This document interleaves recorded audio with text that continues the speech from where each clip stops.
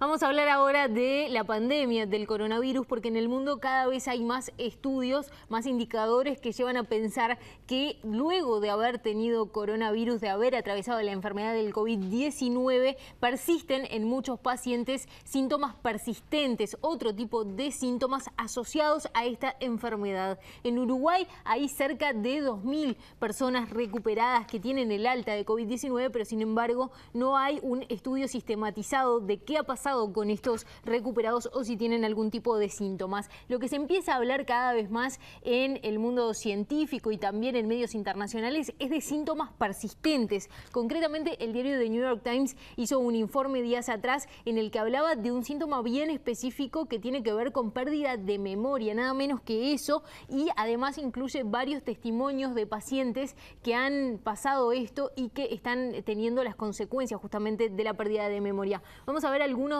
testimonios, en particular de Lisa Micele, una nurse de 53 años que dijo que se olvida también de las rutinas de los tratamientos de los pacientes, es decir, que esto la está afectando en su capacidad para trabajar. Miren lo que declaró: dejo una habitación y no puedo recordar lo que el paciente acaba de decir, se siente como si tuviera demencia. Este es uno de los tantos testimonios que se recogen en este informe, en el que también hablan ciertos expertos de esto que se llama algo así como niebla del cerebro, una especie de afectación a la parte cognitiva que lleva, por ejemplo, también a mareos, a confusión y a dificultad para focalizarse. En Francia también han habido estudios sobre este tema, concretamente se estudió a unos 120 recuperados en un hospital de COVID-19 y se detectó que unos 3 de cada 10 aproximadamente habían estado sufriendo este tipo de afectaciones, de pérdida de memoria o de falta de concentración, es decir, que están detectándose cada vez más este tipo de síntomas. Y en Estados Unidos llegaron al punto, claro, hay muchísimos casos, llegaron al punto de hacer un grupo de apoyo a pacientes post-COVID e hicieron una encuesta que indica que el 50% de los consultados, es decir, unas 4.000 personas, reportaron haber tenido problemas para concentrarse una vez que recibieron el alta por COVID-19, es decir, los síntomas permanecen.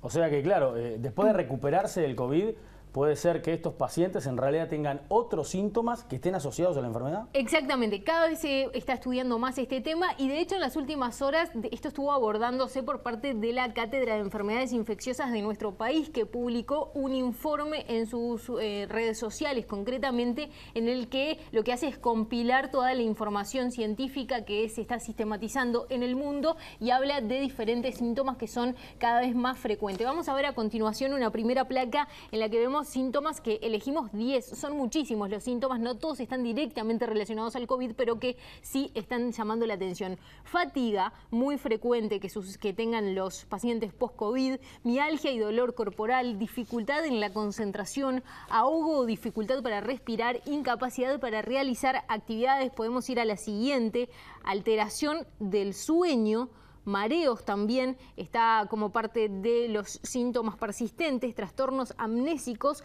dolor persistente, opresión y pérdida en el sentido del gusto. Son muchísimos más, estos son solo 10 de los que, bueno, la Cátedra de Enfermedades Infecciosas dice que son más persistentes en el mundo.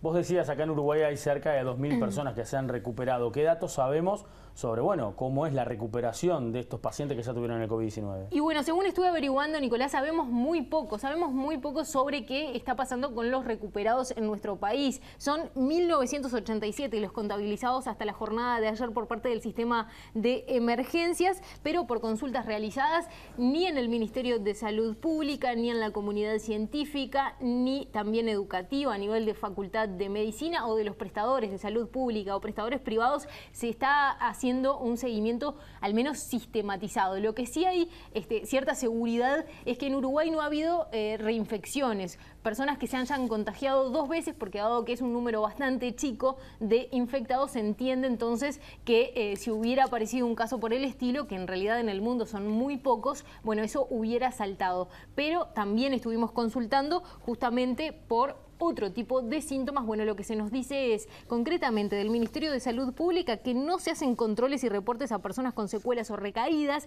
tampoco en el grupo asesor científico honorario hay información sistematizada por el estilo, tampoco a nivel de investigación científica en el Instituto Pasteur o en la Facultad de Medicina. Lo cierto es que, bueno, se sabe muy poco, pero lo que se dice es, lo que pasa es que en Uruguay hay muy pocos casos, en realidad, si se compara con otros países. El N, dicen los científicos, es muy pequeño, es decir, el número total de infectados es muy chico y entonces se entiende que, bueno, estadísticamente no sería significativo ni daría como para que aparezcan algún tipo de estos síntomas. Pero bueno, estuvimos consultando justamente por este tema al director del Instituto Pasteur, a Carlos Bettiani, y decía lo siguiente, vamos a escucharlo.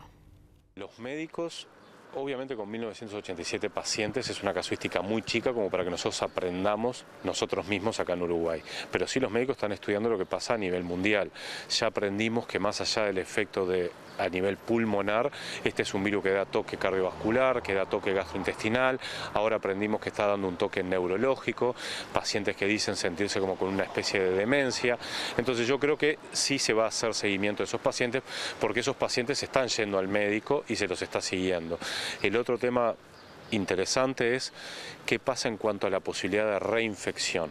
Bueno, en Uruguay no han habido casos de reinfección. A nivel mundial, hasta ahora se pensaba que no habían casos de reinfección.